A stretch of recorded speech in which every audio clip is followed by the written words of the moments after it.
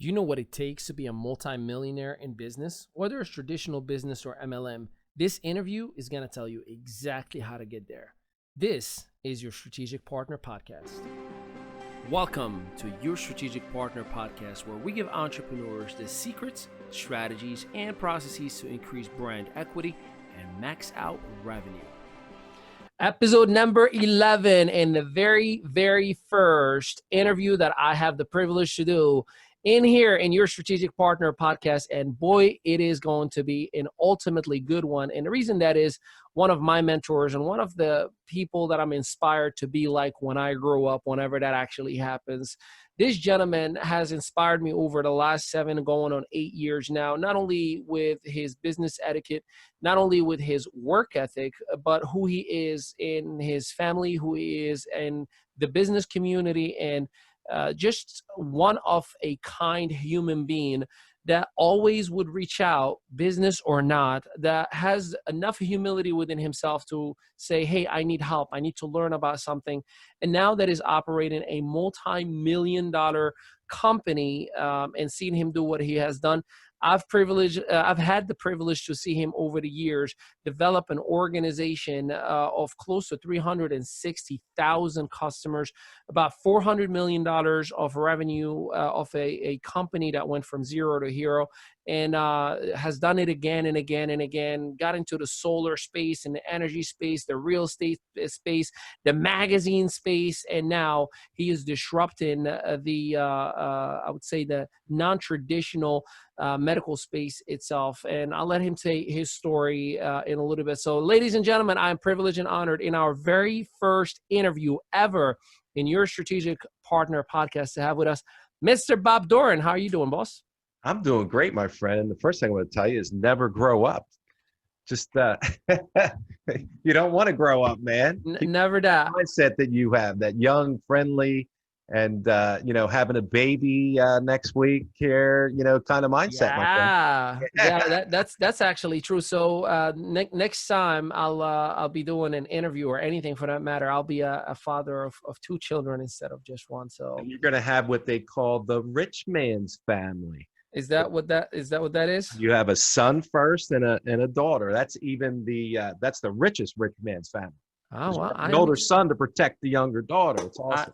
I'm that part I'm excited about, especially he's 3 years older. So there's enough balance in there that he can protect and still be a good big brother. We'll be able to bounce them boys away. Yes, sir. So why don't we get right into the interview itself? Bob, tell us a little bit about, most people, including myself, we get excited about the accolades. We get excited about the achievements.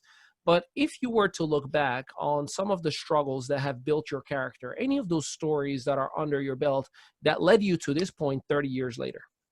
Oh my God, Ali, it's hard to pick from the multiple ones, things over the years that started out. I started out actually in the real estate business at 18 years old. And, something that built my character right away, that in that industry, I was 18 years old, just passed my real estate exam. I remember it was a hot day in July, and the manager, the guy running the office goes, do you really want to, go out and make some money? I said, yeah, damn right I do. And he's like, all right, so what you need to do is I'm going to put you in this town called Conshohocken. It's in Conshohocken, PA, outside of Philadelphia, and it's real hilly. So it's the middle of July, suit and tie on, top buttoned up, and I'm like drenching, just getting in the car, just drenched. I'm walking up and down these streets selling a house. I finally, after 3 days, someone says, yes, I want to sell my house. And I'm like, stop, boom. I walk in and it's floor to ceiling newspapers. Here it was one of them, what do they call them, pack rats? Or, they have shows for them now. Unbelievable. But so that was my first house. I did sell it, but man, you talk about a hump to get over. Oh my God. So walking the streets of Conshohocken, that built some character, my friend. I can only imagine. And especially back in the day, there was no social media. There was no easy access to the resources that you have today. And at 18 at that, right? Yeah, there was no cell phones, man. You're out there on your own, my friend. See, I was trying to be nice and not go that far back, but he said it. Hey, So listen, there so was lights, there was and we did have automobiles. so I I do have to ask. So that was the first house you sold. Have you had a thriving career in real estate after that, or did Oh my you? God, man! Right away, I got into flipping. So I was flipping houses back then. I did about 36 units. And another thing that built character, Ali, is late 80s interest rates went up to 18%. I think right now they're hovering below 3, like 2.9. Mhm. Could you imagine 18%? That'll chop you up and spit you out. And that's pretty much what happened to most of us back then. Yeah. So yeah, I mean, you got to go with the flow. You got to roll. You got to learn new skill sets all the time. You grow or you die. So from that experience, were the interest rates when they hit that 18% a deterring factor for you that you said, I got to go somewhere else? Or did you stick around with real estate and Now, say, I'm going to overcome this wave? you couldn't. I mean, there was nothing happening, man. It came to a dead standstill, and I didn't have a rich daddy, so I had to go out. And cash was king. That was the big motto. Cash was king, because I was sitting on, and a lot of us were sitting on a lot of real estate. Yeah. But if you don't have that real estate, having that cash flow to pay your bills, your Can't wife's going to be maintain. asking you like, dude, how are you going to pay the mortgage this month? Yeah. How Yeah. you going to pay the water bill, electric bill? So I went out and I started selling advertising on the street. And after doing that for a little while, it led me to an idea. And that's what sparked the magazine, House and Home Magazine, Philadelphia House and Home Magazine. I started that in, my wife and I started that June of 99. Yeah. June of 1999. And you've built it to what, 500,000 readers? Yes, sir. Yeah. Yeah. So here's the interesting fact, and I'm intrigued to hear your train of thought on how that even happened. You did not have any experience in publishing or writing, or I mean, you went from real estate to becoming a magazine publisher. Is that accurate? Real estate to learning how to sell the advertising. So I had that under my belt, and I knew that was the most important part, Ali. Right. I mean, you know how to get that done. Everything else, you can figure it out. Right. So I had this idea. I came home and told my wife, and she was just like you were thinking, like, Mm-hmm. how the hell are you going to do a magazine? What do you know about publishing a magazine? I said, that's the easy part. That's Right. what I told her in my head. I'm like, okay, I got to figure this out. Yeah. Yeah. I did deep down feel that was the easy part, and it was. The hard part is getting the money, the advertisers to support it. I went out, Interesting. I got the editorial. I actually bought it from a similar guy that came up with the same idea, unbeknownst to me. I sourced it out, Yeah. and I bought the editorial in the beginning, so I pieced it all together. I got pictures. I hired an editor because, I flunked out of English class, my worst subject. So, just brought on the right people and told them I'd take care of them once the thing grew. And it's exactly what we did. One of the things that I love that you just kind of slightly hinted on, I flunked English class, but you still did not allow that to define you from your goals to say, well, I flunked an English class. How can I get into that? What is your message to, because there are a lot of people out there who would say, I was bad in school and had bad grades and I don't have what it takes. How would I be an entrepreneur? How can I be an influencer? I wasn't the cool kid in high school. Those limiting beliefs tend to kind of shut down people's potential. So walk us through, how did you ignore that fact and focus on your greatness?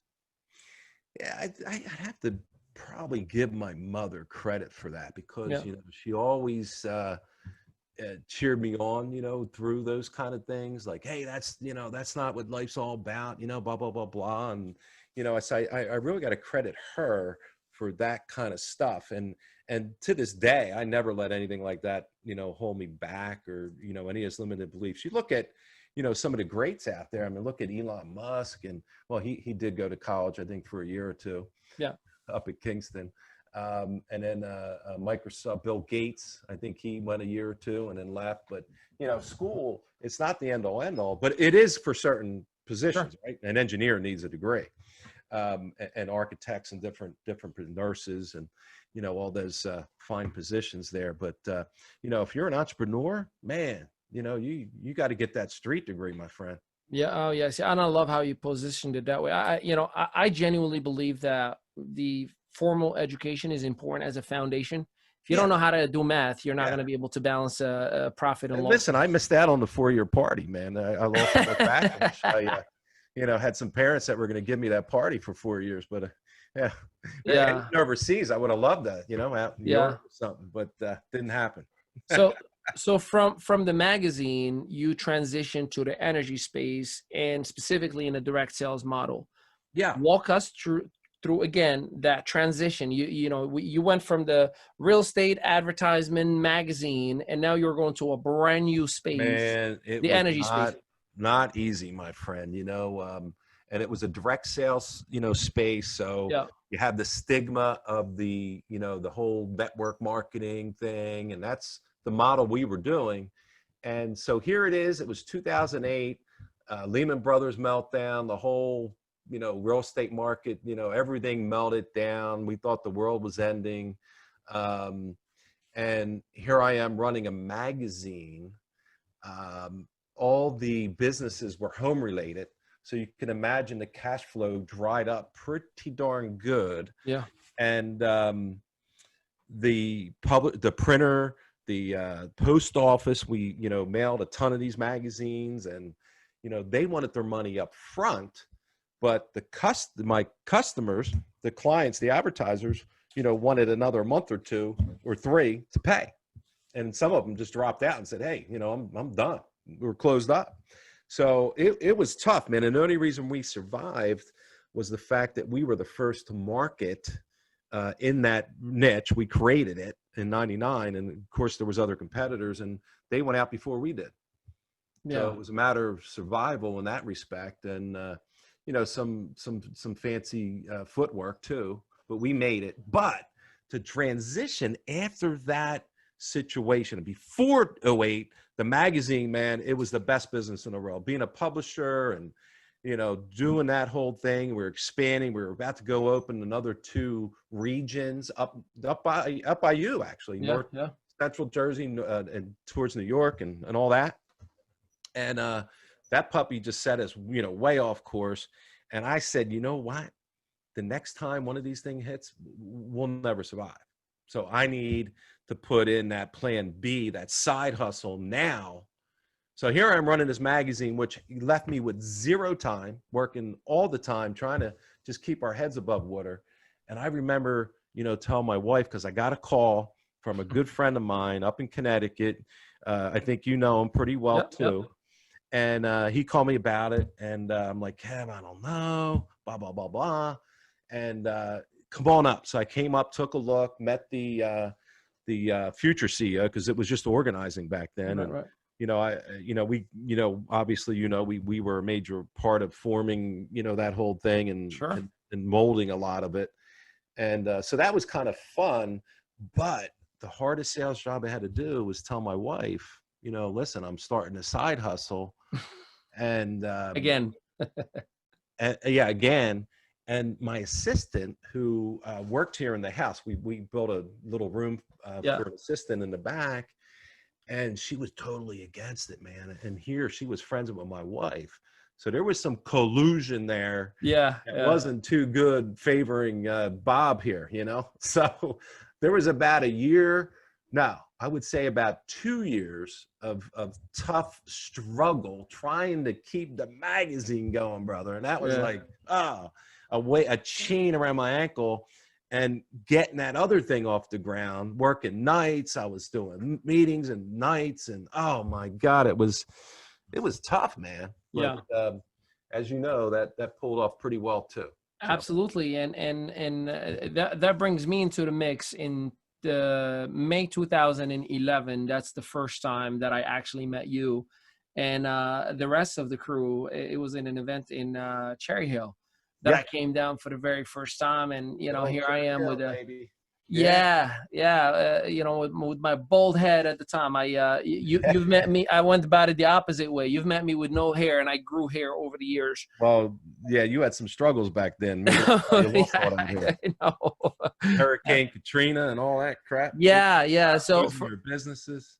for those of you who are wondering, Hurricane Sandy took place, and Sandy, that's we had 7 traditional businesses with the family, and that's all, just 7. you think you got all these traditional businesses, and you're the hottest name in the neighborhood. You're a 25-year-old, got businesses running everywhere. Everybody sees you with different cars, and you think, "Mama, we made it."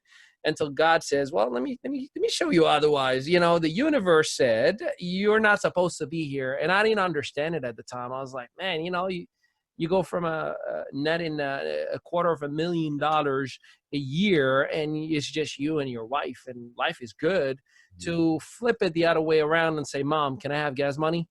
And it wasn't fun. It wasn't fun at all. So I actually was forced into looking into the network marketing profession out of desperation, to be honest with you. And looking back, it was the best thing that's ever happened to us, because we ended up having the privilege to collaborate and work together and travel the world too. Dude, we had a blast, and if it wasn't, for you, you were one of the, game changers that came when you came on board. Things just shifted in the company, and then it just took off. So Yeah. you were the magic sauce that. So we thank you for. Are you kidding me? No, it was pleasure. It was definitely fun, and we got to go to Barbados together, and travel, and all over the country. Island we went to that was really cool. How do you say it? Curacao? No, we went to Barbados. I wasn't in when you guys went to Curacao. That was a year before me. Oh, okay. Yeah. Got you. So now that brings me to this was a punch in the gut. After Barbados, we get hit with the big news on January of 2015. The company is no more. The networking arm is gone.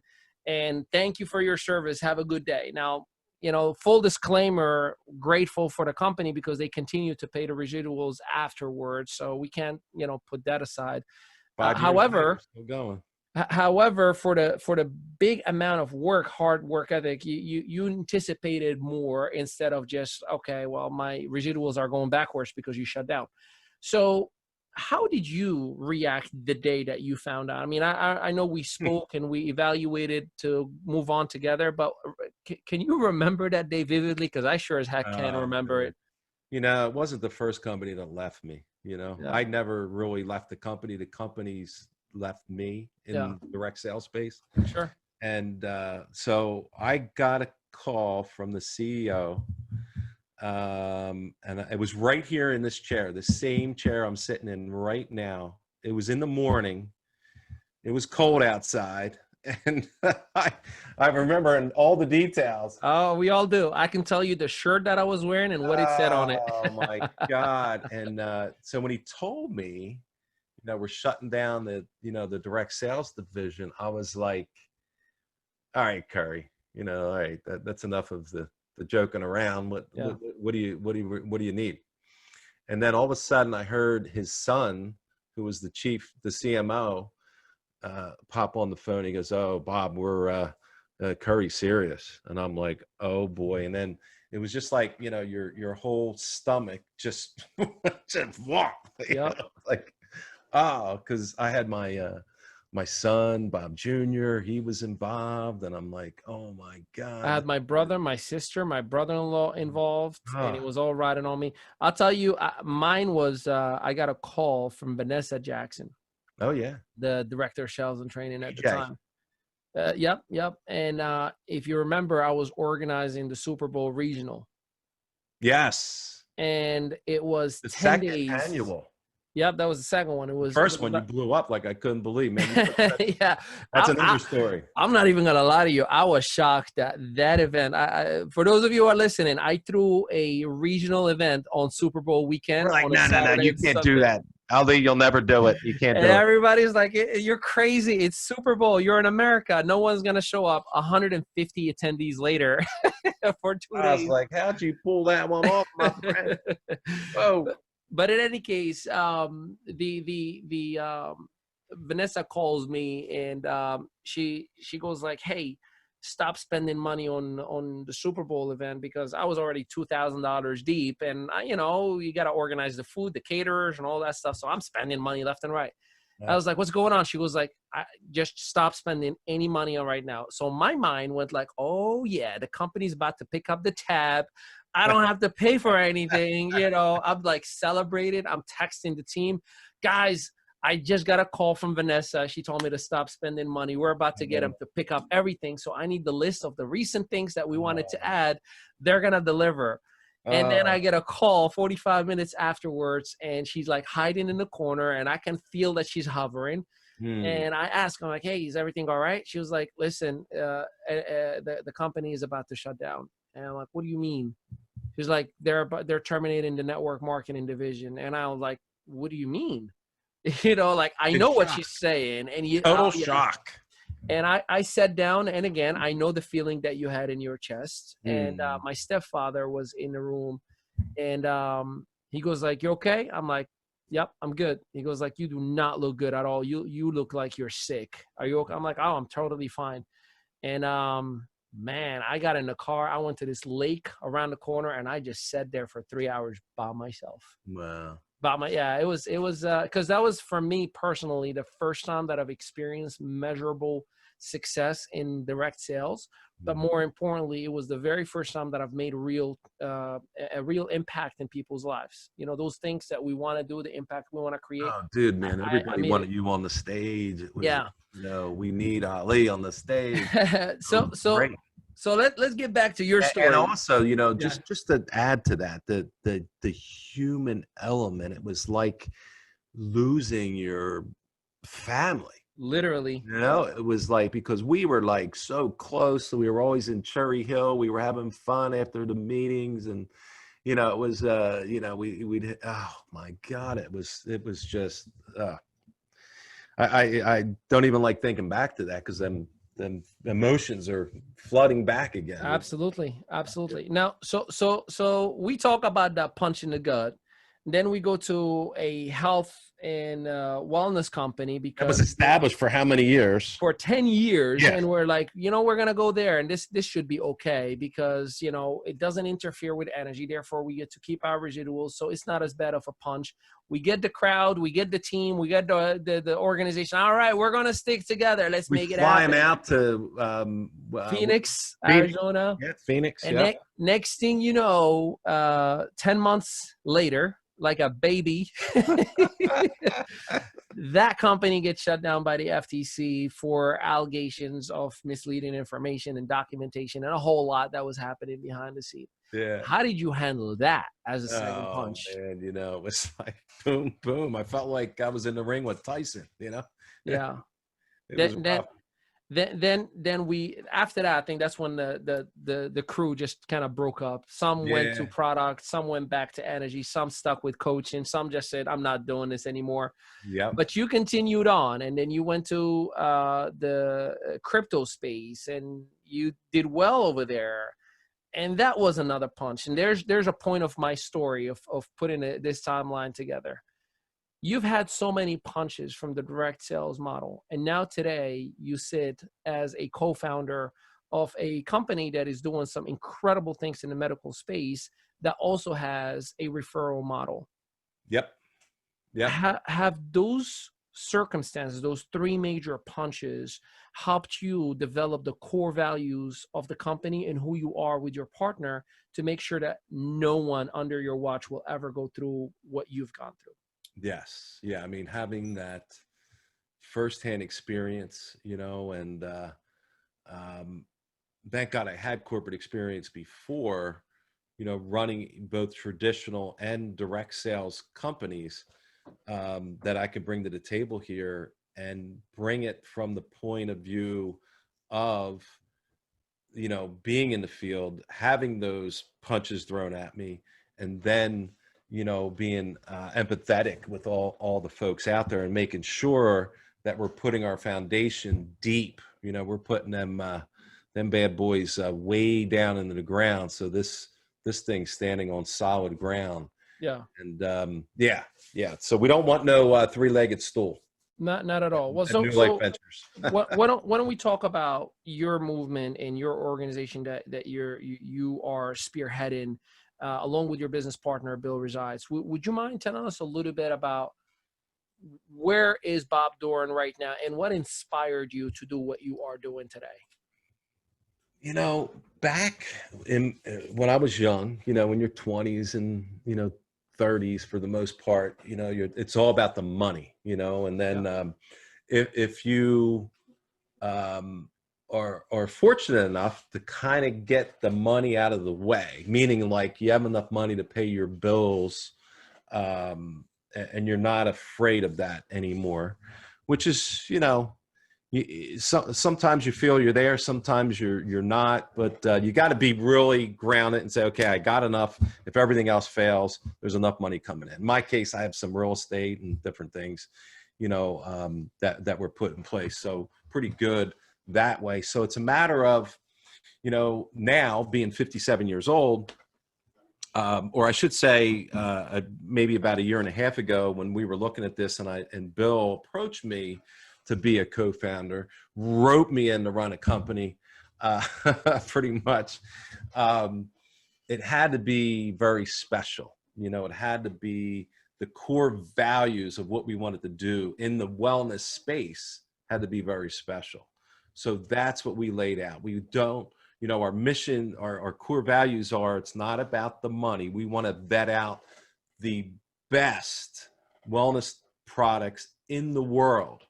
So even if we have something and things change and things get disrupted, we're going to go to the best wellness device that's out there. So that we're going to be guaranteeing for, the people with New Life Ventures. Yeah. So if it's a product, we'll enhance it. If it's a device, we're going to get the best of the best that's out there. So that's our mission these days. It's not about who can grow and be $1 billion company in 3 years, be the fastest one to grow there. It's about doing right by people and, making your dent on the universe that way.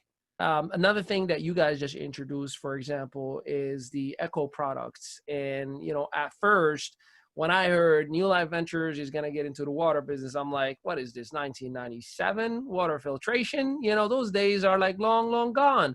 Right. And you actually did it sexier, more innovative, and even portable. So can you give us a little bit of, again, some background on the train process to bring in on board these innovative items, and what impact are you anticipating that they would create? Yeah, I mean, I started, this is something we just brought on a little while ago, and for the last 2 months, drinking the hydrogen water. I mean, and there's over 700 studies backing up the benefits. So you could just Google it and see all the benefits, and all the stars in Hollywood is kind of like the latest, greatest thing. Why not make your water better, right? And that's what hydrogen does. So we filter all the crap out, all that, if you have city water, you better be getting a filter on that at the least. So if you're listening to this and you don't have a filter, go get a filter, even a portable Brita, or that's not, I don't want to use any brand names, but do some research, get a good filter, get an RO, reverse osmosis system, get the stuff out of your water. There is pesticides, there's even residual drugs in there. So what this machine does now, this hydrogen machine, is it has a world-class filter. And I don't know if I told you this, it has some cool stuff. It's even got like a special coconut husk that filters the water. That's only a little piece of it, but it gets out the heavy metals, all that stuff. You got to get rid of that. And then adds through there's like 20 patents on this thing, hydrogen water. And a lot of the machines out there, almost all of them, after a few weeks, they're kind of like useless because they don't get the electrolysis right to create the hydrogen.